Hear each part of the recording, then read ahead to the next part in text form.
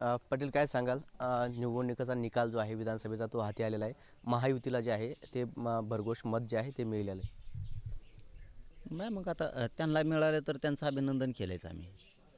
कारण लोकशाहीत किंवा मराठ्यांचे पण तसे संस्कार आहेत की जो आला त्याचं अभिनंदन केलं पाहिजे. दोघाचं अभिनंदन, पडणाराचं अभिनंदन, निवडून येणाराचं अभिनंदन, दोघाचं अभिनंदन तुमचं. आम्हाला काय लढावंच लागणार आहे कोणी आलं तरी.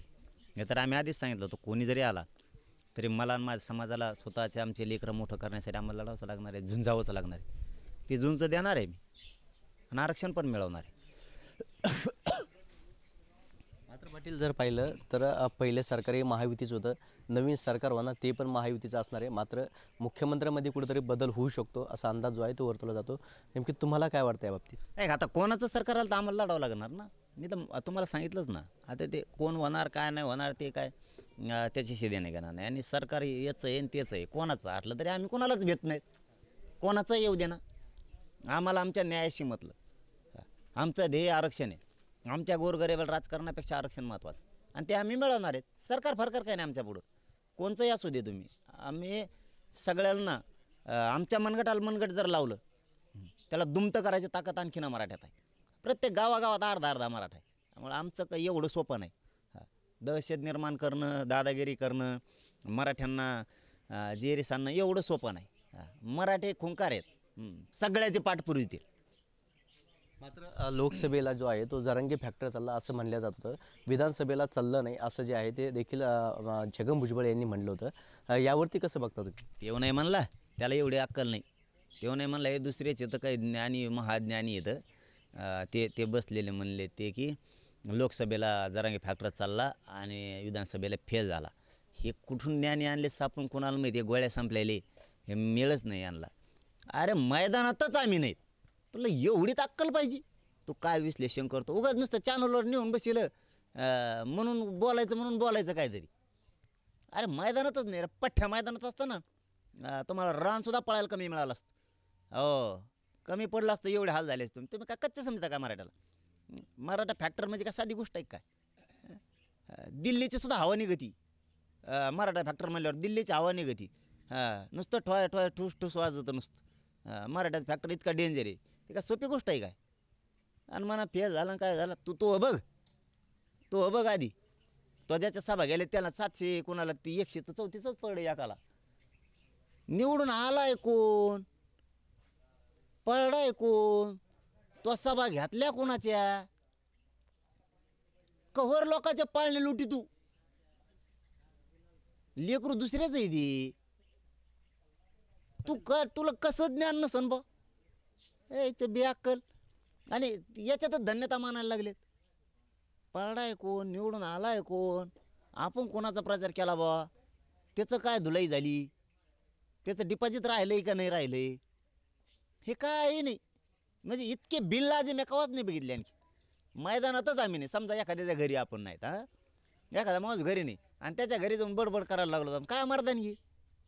तो घरी असल्यावर कर बडबड. मैदानात आम्ही आहेत का? नाही. तो धमक्यानं तो मैदानात पाहिजे होता मग त्या टायमाला. आता आम्ही नाहीत. ठीक आहे, तुम्हाला माजन मस्ती आली का? मग आता या विश्लेषणाची उद्याचा दिवस उगणार आहे आमचा. या मैदानात त्या टायमाला बघू. अरे माणसं मैदानात असल्यावर बोलावं, मैदानातच नाहीत. आणि मराठ्याचं काहीच करू शकत नाही तुमच्यासारखे. सरकार कोणाचं पण असू दे, काय करू शकत नाहीत आमचं तुम्ही. आणि मराठ्याने काय भ्यायची गरज नाही कोणाला. मी तुमच्या संगत, तुम्ही माझ्या संगत. येऊ दे कोणाला यायचं ते. काय करणार आहे आपलं कोण? काय करू शकत नाही. इथं अर्धे गावं आमचे आहेत. काय करणार आहे कोण? पाटील जर पाहिलं तर विधानसभेत पहिले फक्त 167 जे आहे ते मराठा आमदार होते. यावेळेस 200पेक्षा अधिक आमदार जे आहे ते मराठ्यांचे निवडून आले. मला तुमच्याकडूनच कळलं आहे ना. हे जे म्हणतात ना मराठा फॅक्टर फेल झाला आमका झाला, तुला हीच अक्कल नाही. मग तुला मनोज जरांगे फॅक्टर आणि मराठा फॅक्टर कळायला तो पुरी हयात जाणार आहे. तुला तरी हे रसायन कळायचं नाही. ह्या मराठ्यांच्या फॅक्टरमुळं दहशतीमुळं तर सगळ्या पक्षांनी नुसते मराठ्याला तिकीट वाटिले. 204 झाले. टांबराळ्या, तुला काय कळतं का नाही? हे फेल झालं आणि ते फेल झालं. येऊ दे कोणत्या पक्षात मराठ्याचे आहेत. आणि ज्यांनी निवडून दिलं ना ते झोप येऊन देत नसते. आता झोप येऊन देत त्याला म्हणत असतात त्या आमदाराला, चल उठ, तो झालं कल्याण, आता तो झाला आमदार मंत्री. माया पोराचं आरक्षण, भरत्या आल्यात, ॲडमिशन आलेत, आरक्षण देऊ लाग, मागायला चल. झोपून देत नसते दादा, मराठी सोपे नाहीत. ते शांत आहेत तोवर शांत आहेत, एकदा जर बिघाडे ना कोणाच्याच बापाला भेट नसते, सरकार नाही फारकार नाही काय नाही. त्यामुळं सरकारनं सुद्धा आमच्याशी बेमानी करायची नाही. तुमचं अभिनंदन मनापासून, आडमोठ्यापणानं बोलत नाही, मनापासून तुमचं अभिनंदन कौतुक. पण आता मराठ्याशी बेमानी करायच्या, मराठ्यांच्या पहिल्यासारख्या कुटाने करण्याच्या भानगडीत पडत नाही. मराठी बी सावध येतात आता, बेसावध नाहीत. त्यामुळं बेमानी करायचं नाही, मराठ्यांचं आरक्षण द्यायचं नसता सामूहिक उपोषण होणार, तुम्हाला असा पश्चाताप येणार, तुम्हाला लुळविणारच आम्ही. मराठ्याच्या नादी नाही लागायचं या राज्यात, आणि ते पॅटर्न मराठ्याचाच असतो. इथं मराठ्याशिवाय सत्ता येऊ शकत नाही राज्यात कोणाचीच. त्यामुळे उगं हे जे सोशल मीडियावर लिहितात ना, यांना म्हणा तुमच्या अवकात तपासा आधी. ते तसलं गंद्या अंड्यासारखं वागू नका. अवकात तपासा आपली स्वतःची. ज्याची सभा घ्यावा ना तो माणूस पडलाच पाहिजे, आणि घेणार निवडून आला पाहिजे, ज्यासाठी गेलेली. तुम्ही घेता एकाची, तुमच्याच मतदान मोजायची पंचायतच झाली. नुसते टाकी देतात काय, खाली 4-5 टक्कोचे फोटो टाकलेत वर, तेवढे 6-7 जण आहेत, त्यांचे टाकले तर खाली लिहितात अमका पॅटर्न. गचपण तो ती का पॅटर्न नाही. तो कोणाची सभा घेतली, निवडून कोण आलाय, पळडाय कोण, ती पक्षाने निवडून आणलाय. शासनाची पुढची भूमिका कशी असेल? तुम्ही मतदानाच्या 2 ते 3 दिवस अगोदर भूमिका स्पष्ट केली होती की आम्ही उपोषणाला बसणार, सामूहिक उपोषण असणार. या उपोषणाला कोण कोण असणार, कधीपासून उपोषण बसणार आणि कुठे बसणार? अरे मी अंतरवालीत बसणार, कुठं बसणार दुसरी? अंतरवालीच हे मराठ्यांसाठी झुंजत आहे. 4 दिवसापूर्वी त्या अंतरवाली गावकऱ्यांनी पुन्हा सगळा मंडप ते धुवून घेतला. सज्ज झाले ते महाराष्ट्रातल्या मराठ्यांसाठी लढायला, सज्ज. असे लागतात खमके.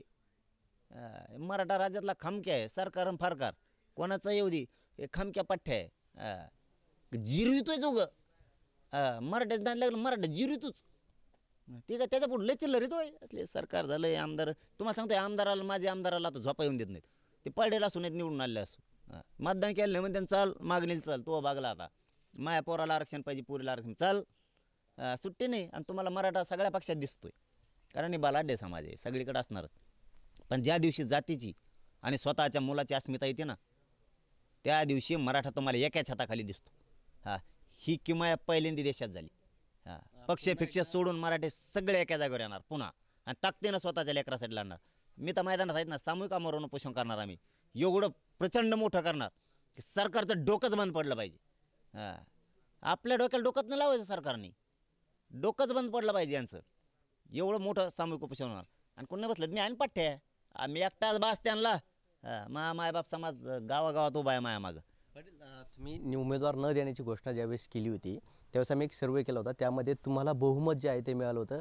अवघ्या काही 5 ते 6 तासामध्ये लाखो लोकांनी जे आहे ते तुमच्या बाजूने भूमिका स्पष्ट केली होती. जरांगे पाटील यांचा निर्णय योग्य आहे अशी भूमिका जी आहे ते स्पष्ट केली होती. म्हणजे निवडणूक नाही लढायची याच्यावर ना. मग ते काय झालं बघा. बघ मी काय म्हणतो, पुन्हा पुन्हा तिथंच येतं आपला विषय. मी ज्या समाजाला मायबाप मानतो, हे बघा मला कोणी नाही, मी माझ्यासाठी माझा समाज महत्त्वाचा आहे. मी माझ्या समाजाला मायबाप मानतो, देव मानतो. मला दुसरं कोण, मी कोणासाठी लढतोय? त्यांच्यासाठी. मग ते अडचणीत यावा असलं कोणचं पोरग आहे, मग मी त्यांच्यासाठी लढतोय, त्यांच्या लेकरासाठी लढतोय. ते का नाही उभा राहणार माझ्या पाठीशी? मी जर निवडणुकीत असतो, तुम्हाला मराठा 81% माझ्या बाजून दिसला, छाती ठोकून सांगतो. कोणचं पक्ष सगळे सोडून दिले असते. पण मी ज्या अर्थी सांगितलं, तुम्हाला जे करायचं ते करा, त्या अर्थी समाज त्याच्या मनानं निघाला. मग मी का म्हणावं तुम्ही इकडे काय गेले तिकडे काय गेले? हे कोणचा मूर्ख पोरग आहे मग? त्यामुळं मी त्या निवडणुकीत एका जातीवरती नव्हतं लढू शकत.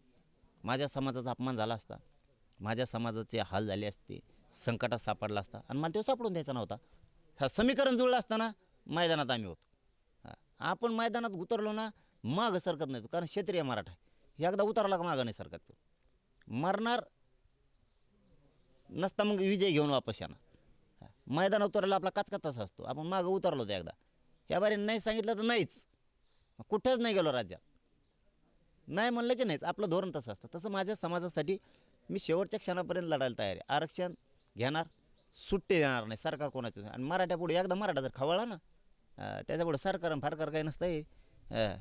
ते चिल्लर धंदा आहे सरकार म्हणजे मराठ्यापुढं. अर्धे गावं आमचे इथं. ते वळवळ तुम्हाला सांगतो, मुंगी जायला सुद्धा जागा नाही ठेवायची, इतके खतरनाक आहेत मग ते मराठी. सोपं नाही. पाटील जर पाहिलं तर या निवडणुकीमध्ये भाजपला यश मिळालेलं आहे.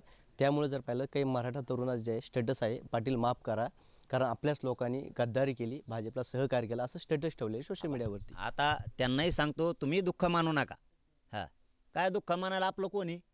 ते नाही आणि हे नाही. मी तर पहिल्यापासून म्हणतो, आज थोडंच म्हणतो. कुणीच नाही आपल्याला. मी पहिल्यांदाच काय सांगितलं, कोणाचं सरकार आलं तर आपल्याला लढावंच लागणार आहे. त्यामुळे आपण लढायला सज्ज आहेत, येऊ दे कोणाचं पण. त्यामुळे तुम्ही काय दुःख मानायचं आहे? मराठ्याला आपणच बंधनमुक्त केलं आहे. आपणच मराठ्यांना बंधनमुक्त केलं. तुम्हाला ज्याला पाडा त्याला पाडा, ज्याला निवडून आणा त्याला. विषय संपला. त्यामुळं आपल्याला काय सोयीसुद्धा घे.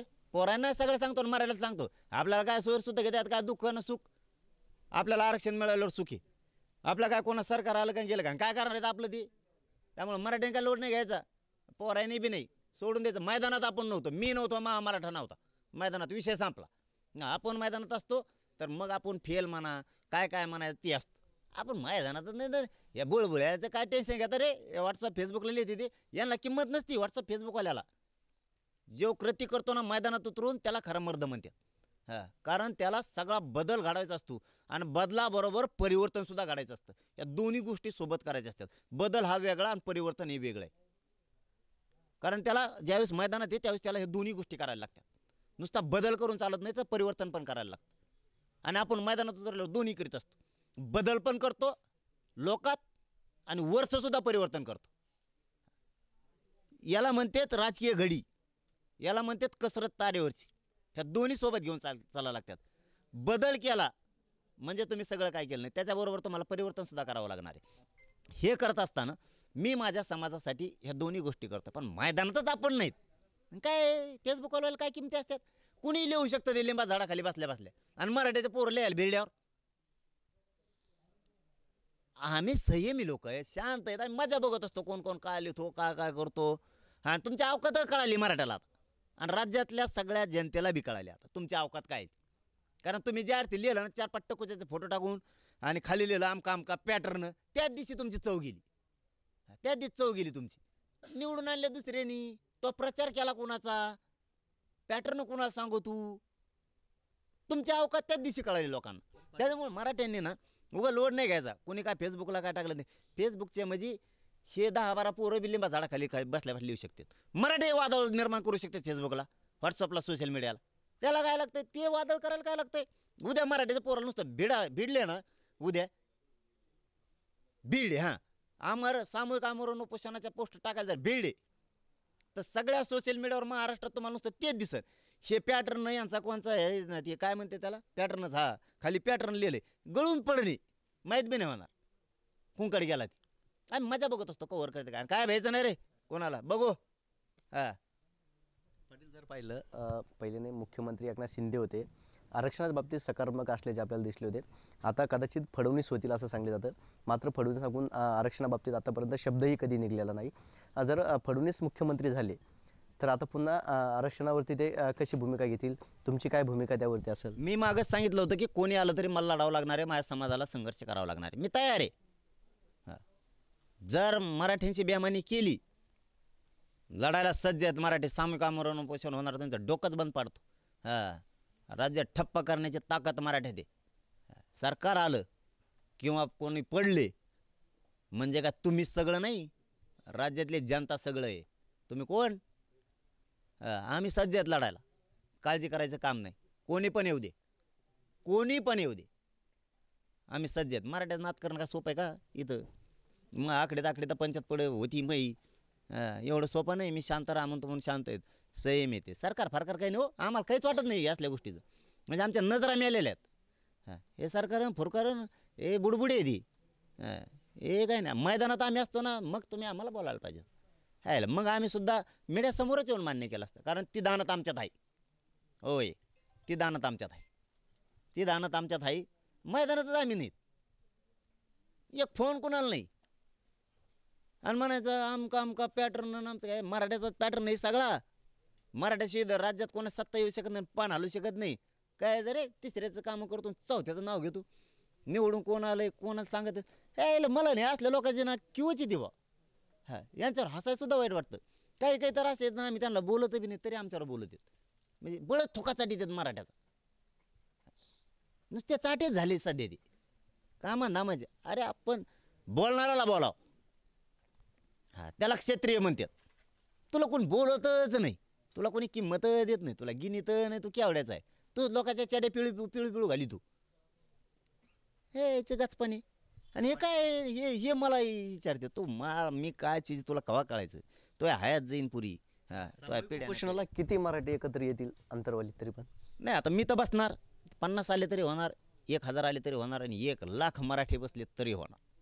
ते होणार. ते काय होऊ शकतं त्याचं काय रूप आज नाही सांगता येत.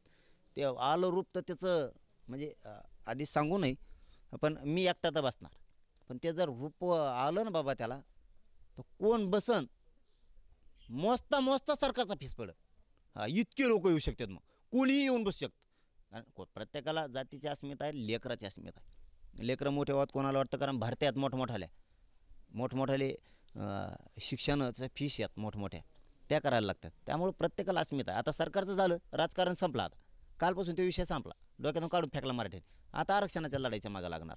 त्यामुळे कोण बसल काय होईल. मी सांगितलं ना, 50 असले तरी मी बसणार आहे, मी एकटा असलो तरी बसणार आहे, आणि 1,00,000 बसली तरी बसणार. लाखोच्या संख्येने जर अंतरवलीत मराठी आले तर जागा पुरेल का? पुढे जे आहे मागील तुम्ही हे केलं होतं, प्रत्येक आपापल्या गावामध्ये उपोषणाला बसा असं तुम्ही आदेश दिले होते. ह्यावेळेस सामूहिक म्हणजे एकत्र सगळे येणार, याचं कसं नियोजन या ठिकाणी असणार? नाही ते एकाच जागेवर होणार. आता गावागावात राज्यात नाही होणार. घराघरातले मराठी कामं धंदे उरकून इकडे येणार. जी तारीखेची घोषणा झाली त्या तारखेच्या आत सगळे मराठी कामं उरकून घेणार. आपण आपली सगळे एका जागेवर येणार, एका ताकदीवर. आता ते कुठं बसणार काय ही जबाबदारी कसरत ही सरकारची. हां त्यांनी आता त्यांचं ते डोकं लावायचं, कुठं जागा द्यायची काय करायचं. आम्ही बसणार म्हणल्यावर बसणार. हां बसणार म्हणल्यावर बसणार, हटतच नसतो. एकदा शब्द सुटला आपला की सुटला, आपण मागं हटत नाही. हां जिरीसच आणणार, सोडणार नाही. त्यामुळं मराठीची बेमानी नाही करायची. हां आरक्षण देऊन टाकायचं आणि मोकळं व्हायचं. नसता छाताडावर बसणार पुन्हा. कुणबीच्या ज्या नोंदी होत्या त्या शोधणं आता कुठेतरी बंद झालेलं आहे. अनेक कुणबी ज्यांचे प्रमाणपत्र सापडले त्यांना कुणबीचे ओबीसीतून आतापर्यंत प्रमाणपत्र देण्यात आलेले नाही. यावरती कसं बघता? कारण अनेक जणांच्या नोंदी सापडलेल्या आहेत. नाही आता हे आचारसंहिता संपल्यावर सुरू होईल असं वाटतं. आणि मीही सांगतो सरकारला, पण आपल्या माध्यमातून सांगतो, आम्ही फोनवर सुद्धा सांगू की त्या नोंदी शोधायचं काम सुरू करा. ते व्हॅलिडेटर थांबल्यात, ते नोंदी थांबल्यात, ते पण द्या. EWS ते पुन्हा सुरू करा, कारण तुम्हीच घातलं आहे ते आमचं कामाधामाचं काही गरज नसताना. या नोंदी शोधायचं शिंदे समितीचं काम पुन्हा सुरू होईल. आणि मी करायचं सांगतो. नाही केलं की मी आहे ना पाठ्या मागत लागतो ना. बेमानच नाही झालो, आणखीन जातीशी मॅनेज नाही झालो, फोटलो नाही. जातीला काय पाहिजे आणखीन याच्यापेक्षा? त्यांच्या लेकरासाठी इमानदारीकडील नेणारे, आणि माझा समाज बी इमानदारीकडील नेतो.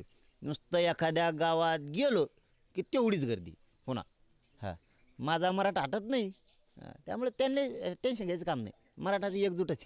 आता मीच मोकळा सोडला होता समाज.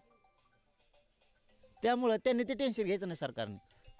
तुमच्या मागं पळायला निवार आहे मराठा, आणखीन कुठं पळतो. हां पाटील, आता जे उमेदवार निवडून आलेत याच्यातील अनेक उमेदवार तुम्हाला मध्यरात्री येऊन भेट घेऊन गेले होते का? तुम्हाला काही शब्द वगैरे देऊन गेले का त्यावेळी? नाही ते नसतेत काढीत, पण रती बी आली त्याला मोठी. रात्री बी आली निवडून आल्यानंतर या ठिकाणी उमेदवारांची आणि काय. अरे ते बेमान नाहीत ना, मी तेच सांगितलं ना. इमानदार आहेत ते येतात. ज्यांनी समाजाचे मतं घेतलेत ते येतात आणि इमानदारी निभवतात. मग ते पक्ष काही नाही त्यात काय. सगळ्याच पक्षाचे येतात, भाजप, शिवसेना, राष्ट्रवादी, काँग्रेस सगळ्याचेच येतात.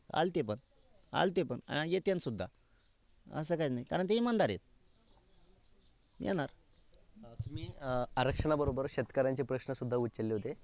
कर्जमाफी असेल, अनुदान असेल, याबाबतीत सुद्धा तुम्ही प्रश्न विचारला होता. यापुढे त्या लढ्यात कसं असतं? मी त्याही वेळेस सांगितलं होतं, मी सांगितलं आणि मी माझ्या शब्दापासून हटत नाही. मी त्याच वेळेस सांगितलं होतं की मराठा आरक्षण हा ज्वलंत मुद्दा आहे माझ्यासाठी. ह्यो संपल्याच्या नंतर मी मुस्लिम आणि धनगर आरक्षणाचा प्रश्न लावून धरणार, शेतकऱ्याचाही लावून धरणार. त्यामुळे मी आजही बदललो नाही. धनगर आरक्षणापासून नाही, शेतकऱ्याच्या प्रश्नापासून नाही. लढणार, आणि ते कसे देत नाही ते बी बघणार. आपण सांगितलं त्याच्यावर ठाम राहणार. नक्कीच जर पाहिलं तर मराठ्याशिवाय राज्यात सत्ता येऊ शकत नाही, असं प्रतिसाद जो आहे तो आता मनोज जरांगे पाटील यांनी दिलेला आहे. कॅमेरा पर्सन राहुल चव्हाणसह विजय चिडे, जय महाराष्ट्र, छत्रपती संभाजीनगर.